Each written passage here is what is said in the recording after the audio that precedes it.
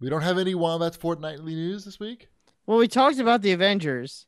Tomorrow is a big day, or today for those who are listening to this in their ear holes, because Wolverine is finally coming out in less than 12 hours, 8 a.m.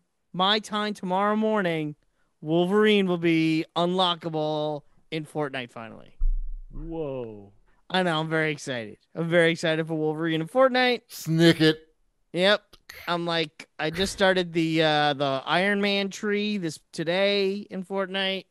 So we'll get the Wolverine stuff. We're gonna start getting the Iron Man stuff.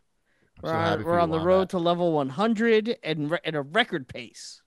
You're gonna be too busy to watch The Social Dilemma. Yeah, I know. I got it. Tomorrow's like all Fortnite. It's like Fortnite up the butt. Wow, sounds painful. I know, it's very exciting, and I'm gonna give a shout out to everyone in the Fortnite Discord channel on the Cheap Ass Gamer Discord. If you're not on the Cheap Ass Gamer Discord, you're missing out on everything. Discord.gg/CAG.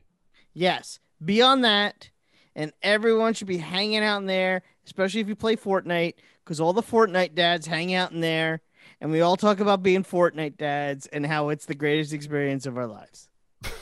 You're in the golden years right now. We're in our golden years as the Fortnite dads. Are you looking forward to explaining to your kids who Wolverine is? No, my kids know who Wolverine is. They've heard about him before. They're familiar with. I'm curious to know what the percentage of Fortnite players are that don't really know Wolverine. Oh, I think it's weird because it was a conversation. Who was I talking with? It was someone else I was talking with in person. Where it's like, yeah, my kids aren't really into Fortnite anymore, but I keep playing. It's like a thing where like kids are moving on. That's why they're bringing Wolverine in. They're like, we Yeah, hooked the dads. They hooked these dads in hook, line, and sinker, and we're not going anywhere. Time to get all those 80s and 90s characters into our game. And you know who's here for it? This guy. Right. Totally. Who loses in this situation? No one. That. Yeah, exactly. No one loses. They got to the people who actually had money. It's a good strategy. I think they know what they're doing, except when it comes to the Apple Store. They seem to know what they're doing. Yeah, except for that Apple thing. This whole Marvel thing, good idea. Right. That guy, he gets a promotion. Epic. That guy. The store guy. Not so much. Yeah. No, when I was in elementary school, Wolverine was like the most popular.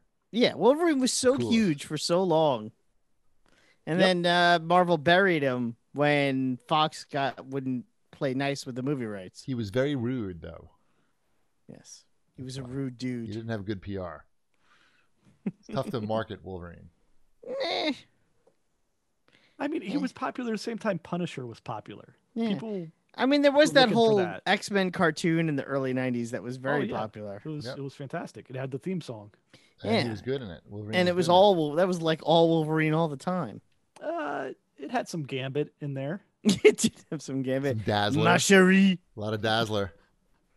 There's not that much Dazzler in that cartoon. No, you're thinking of Jubilee. Jubilee, sorry. There was a lot of Jubilee in that. Jubilee. There was a lot of Jubilee. A lot of Yellow Jacket Jubilee. And Sentinels everywhere. Good Sentinels. Sentinels were good in that. Mm-hmm. It's on. We were watching that the other day. It's on Disney Plus. Yep. The theme song's really the best part about it still, though. Yes. That theme song was pretty rocking. Cyclops sucks in all of it.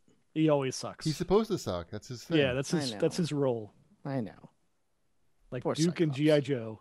That's Cyclops. Duke never sucked in the cartoon. Yeah, he did. He was just boring. He didn't suck though. He didn't actively suck. He was like Duke actively sucks. No, he was like a wallpaper. No, Duke actively sucks. He sucks so bad that he made Flint look cool. That's true. Oh, right. Right. Like Duke was just kind of like raining on the rest of the G.I. Joe's parades. True. I got confused between Flint and Duke. Yeah, Flint. Yeah, you were thinking Flint. Yeah. Flint is like, check out my cool beret. Right. You know I'm down to party. Right. I'm going to do whatever Duke tells me not to do. Duke's like, hey, they gave me this uniform. Why am I the only one wearing our uniform? This haircut is standard. He didn't feel like getting his own uniform. Mm-mm. He's like, No, let's go with the like standard one. he did absolutely nothing. Like they gave him like you can do whatever you want. This is like the craziest military ever. Go wild. He's like, I'm good. Right. You can wear a bucket for a hat and like, I don't know, like a refrigerator for a body. Duke and rock and roll are the only two in uniform. Rock and roll though, he was like, they didn't give me this many bullets. Like I went and got more bullets and I'm wearing bullets. Oh man. Some people are looking forward to that Snake Eyes movie next year. You should read that Avengers comic that I stumbled across this morning. I found an Avengers comic from the late 80s that was written by Larry Hama, who, for those who don't know, wrote all the G.I. Joe cards. He came up with all the backstories. Oh, he wrote the comics and the cards. He wrote the comics. He invented it. All of it. He invented all the storylines for G.I. Joe. And he wrote this random Avengers comic where the Avengers are disowned by the U.S. government. So the UN steps in and makes them an international organization for keeping the peace. Basically, he turned the Avengers into G.I. Joe. Perfect. And then everyone gets fired from the Avengers and he brings in his own team. Captain America is literally Duke. It's pretty funny. Yeah. Mm-hmm. It's good. Yeah. I'll read that one. You should. Send me the issue. I will. I would be happy to. I just need to find it again. There's a lot of Marvel talk in this episode. Well, Marvel's a big deal. That's true. He's right. And you know what? There's some more Marvel talk coming up. Because now we're going to talk about Sony and Spider-Man and how they had to change Peter Parker in the Spider-Man remastered. Did they have to change him?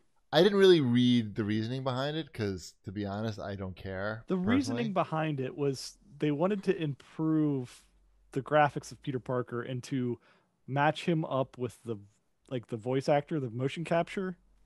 Okay. They changed him. See, he looks like Tom Holland now to me. He looks like Tom Holland 10 years ago. Okay. Still Tom Holland. He looks really young. It doesn't bother me. It doesn't bother me at all. It's just like, I guess this is what we're doing. Listen, who knows better than Sony how to harness the power of the PlayStation 5? If they feel they need to change this guy's face, I don't know. I'm just making shit up. I mean, his face, it looks fine both ways. So right. His face looks fine both ways. Right. I'm going to have a hard time getting emotional about this. I got to be honest. Oh, I'm very upset about it. They should put a mask on him. Mm-hmm. Then we won't notice. Or just always put him behind some a cloud or just skip the cutscenes. I'm interested in why they changed his hairstyle. That's part of the to make him look like. That's part of the motion. Are we motion capturing hairstyles now? I don't think so. One of my favorite parts of Avengers is about how a lot of the bugs revolve around the character's hair. Like Wombat had the bug where his character's hair was the only thing that existed, and it was just on the floor. Yep, I had that. Oh no, it was the guard, right? It was the guard. It was a guard. It was the guard, and the hair of the guard was just standing on the floor next to the guard. Yes. And it was just a bald lady standing against the wall. Yeah, there's a lot of weird hair glitches in that game. The hair like sort of flashes every once in a while.